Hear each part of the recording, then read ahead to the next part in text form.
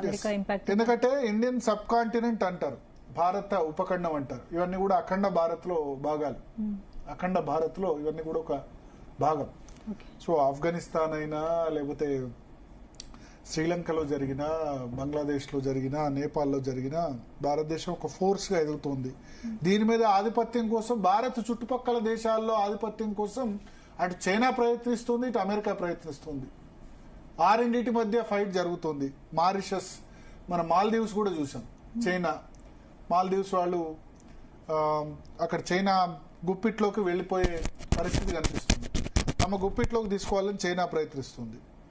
So ఈ సంఘర్షణ వల్ల అంటే ఇంటర్నల్ కంటే ఎక్స్టర్నల్ అఫైర్స్ జరుగుతున్నాయి. వేరే దేశాల ప్రభావం వల్ల మొదలేమో సోషల్ మీడియా బ్యాన్ అన్నారు, ఆ తర్వాత అవినీతి అన్నారు. అది క్లియర్ గా చూసాం.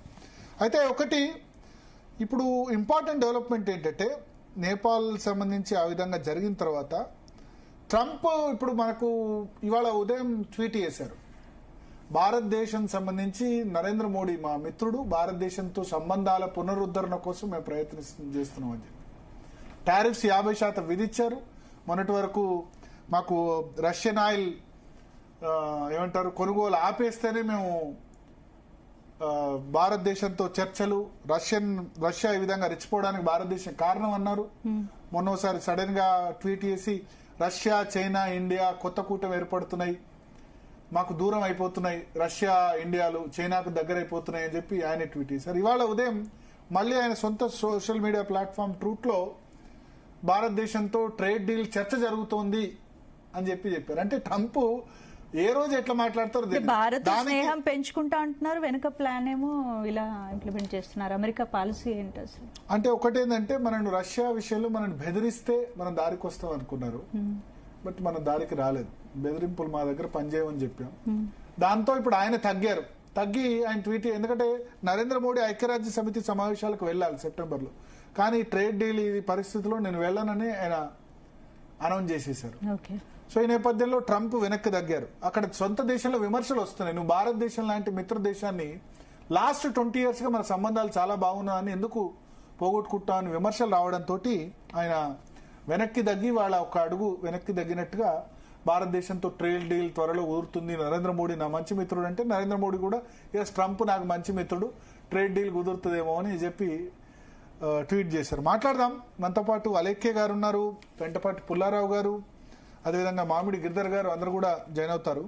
ముందుగా అలేఖ్య గారు, సో ఏమనిపిస్తుంది లాస్ట్ 2 days గా జరుగుతున్న పరిణామాలు చూస్తే మీకు? మీకు గుర్తుంటే భరత్ గారు, మనం లాస్ట్ టైం మాట్లాడినప్పుడు ఆల్రెడీ అనుకున్నాము, నేను చెప్పాను కూడా, ట్రంప్ అదే మాట మీద లాంగ్ నిలబడరు, ఎప్పుడైనా ఇలా సడన్ గా ఫ్లిప్ అవుతారు. ఇప్పుడు ఆయన ఈ టారిఫ్స్ అని చెప్పి పెంచుతున్న ప్రతిదీ ఇండియాని భయపెట్టడానికి చేసే చర్య తప్పిస్తే ఇదొక పర్మనెంట్ ఇది కాదు అని ఆల్రెడీ నేను చెప్పాను.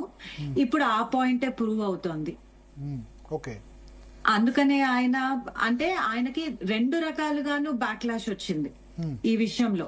ఒకటి, ఇంటర్నల్ గా తన పార్టీ వాళ్ళు కూడా కాదు అన్నారు, రిపబ్లికన్స్, డెమోక్రాట్స్ ఇద్దరు కూడా ఈ మనకి ఇండియా అనేది ఒక మంచి కంట్రీ, వాళ్ళతో మనం టైజ్ చెడగొట్టుకోకూడదు అన్నది తనకి ఇంటర్నల్ గా బ్యాక్లాష్ వచ్చింది. సొంత పార్టీలో కూడా వ్యతిరేకత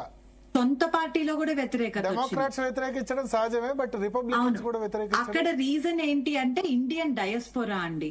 అక్కడ అమెరికాలో కూడా మన ఇండియన్ ఆరిజిన్ ఎవరైతే ఉన్నారో వాళ్ళ ఇన్ఫ్లుయెన్స్ చాలా ఎక్కువ ఉంది అక్కడ.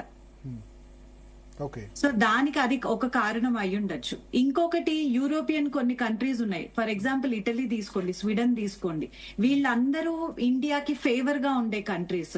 సో ఇలాంటి కొన్ని యూరోపియన్ కంట్రీస్ కూడా ఇండియా సపోర్ట్ లేకపోతే ట్రేడ్ లో మనకి చాలా ప్రాబ్లం అవుతుంది అన్నది ఆ ప్రెషర్ అమెరికా మీద పెట్టడం జరిగింది. సో ఎక్స్టర్నల్ గా, ఇంటర్నల్ గా 2 రకాలుగాను ట్రంప్ కి తన డెసిషన్ మీద బ్యాక్లాష్ వచ్చింది. పాయింట్ 1. పాయింట్ 2, టారిఫ్స్ పెంచగానే ఇండియా భయపడి కాళ్ల బేరానికి వస్తుంది అని ఆయన ఏదైతే గెస్ చేశారో అది జరగలేదు. ఇండియా చేయలేదు ఆ పని, సైలెంట్ గా నెక్స్ట్ ఆల్టర్నేటివ్స్ ఏంటి అన్నది వెతుక్కుంటా ఉంది. ఎక్కడ అమెరికాని గట్టిగా క్రిటిసైజ్ చేసి ఒక ట్రేడ్ వార్ అనౌన్స్ చేయలేదు, గట్టిగా రియాక్ట్ అవ్వలేదు, చాలా సటిల్ గా రియాక్ట్ అవుతూ వచ్చింది. ఇవన్నీ చూసి ట్రంప్ కి ఏమి ఆప్షన్ లేక ఇలా స్టెప్ బై స్టెప్ ఆయన ట్రూత్ ప్లాట్ఫామ్ లో స్టేట్మెంట్స్ మెల్లగా ఇట్లా ఒక రకంగా ముందేమో మొన్న ఒక స్టేట్మెంట్ చేశారు, ఈ రోజు మళ్ళీ భారత్ తో మేము ట్రేడ్ డీల్ చేసుకోబోతున్నాము అని చెప్పి ఇంకొక స్టేట్మెంట్ ఇచ్చారు. ఓకే, సో ఏమవుతుంది, కథ సుఖాంతం అవుతుందా? అవ్వాల్సిందే కదా, అవ్వకపోతే ఆ కథ ఎండ్ అయినట్టు కాదు. సో అంటే ట్రంప్ ఏదో బెదిరించారు కానీ అది వర్కౌట్ అవ్వదు. ఒకటేనండి, ఇప్పుడు మనం బతుకుతున్న ఇది ఈ ఏజ్ ఆఫ్ గ్లోబలైజేషన్. ఇది ఒక రకంగా చెప్పాలంటే వెస్టర్న్ కంట్రీసే ఇది మొదలు పెట్టాయి. ఓకే, ఇక్కడ నుంచి చైనా నుంచి రా మెటీరియల్ తీసుకెళ్ళనివ్వండి, ఇండియా నుంచి రా మెటీరియల్ తీసుకెళ్ళండి. తర్వాత మన దగ్గర ఎప్పుడైతే మ్యానుఫ్యాక్చరింగ్ ఈస్టర్న్ కంట్రీస్ లో బాగా బూస్ట్ అయిందో అప్పటి నుంచి ఫినిష్డ్ ప్రోడక్ట్స్ ఎక్స్పోర్ట్ చేసుకొనివ్వండి. మన వరల్డ్ అంతా చాలా ఇంటర్లింక్డ్ అయిపోయింది. ఇక్కడ ఇప్పుడు ఒక కంట్రీ సపోర్ట్ లేకుండా ఇంకొక కంట్రీ బతికే పరిస్థితి లేదు. అది ఒక రష్యా లాంటి మిలిటరీలీ స్ట్రాంగ్ నేషన్ అవనివ్వండి, యుఎస్ లాంటి ఎకనామికల్లీ స్ట్రాంగ్ నేషన్ అవనివ్వండి, ఇంకొక సపోర్ట్ కంట్రీస్ సపోర్ట్ లేకుండా సక్సెస్ఫుల్ గా ముందుకు వెళ్ళటము అనేది సాధ్యమయ్యే పరిస్థితి ఈ రోజు లేదు. అందుకే ఎప్పుడైనా గ్లోబల్ ట్రీటీస్ విషయానికి వస్తే ఎవ్వరూ పర్మనెంట్ మిత్రువులు కాదు, ఎవ్వరూ పర్మనెంట్ శత్రువులు కాదు. ఎవరితో సంబంధం లేదు, నాదొక్కటే నేను బతుకుతాను అంటే అది అవ్వదు. సో ఇంకా ట్రేడ్ డీల్ అయిపోయినట్టేనా? అవుతుంది, చర్చలకైతే వచ్చారు కదా, అవుతుంది అని ఆయన అన్నారు, ఆశాభావం. అవును, కానీ ఖచ్చితంగా అవుతుంది, మనకి ఫేవర్ లోనే జరుగుతుంది ఖచ్చితంగా. ఓకే, సో బట్ ఐక్యరాజ్య సమితి సమావేశాలకు నరేంద్ర మోడీ వెళ్ళట్లేదు. బయలెటరల్ టాక్స్ అప్పుడు ఉంటాయి అనుకున్నాం, వెళ్ళట్లేదు. జయశంకర్ మాత్రమే వెళ్తారని అనౌన్స్మెంట్ కూడా వచ్చింది. అవునండి, ఇదంతా స్ట్రాటజీలో పార్టే. నేనైతే అదే అనుకుంటున్నాను. చాలా స్మార్ట్ డిప్లొమసీ చేస్తున్నారు. అందుకనే టోటల్ గా వెళ్ళకుండా, ఇండియా రిప్రజెంట్ చేయలేదు అని పేరు రానివ్వకుండా ఎక్స్టర్నల్ అఫైర్స్ మినిస్టర్ రిప్రజెంట్ చేస్తున్నారు ఇండియాని.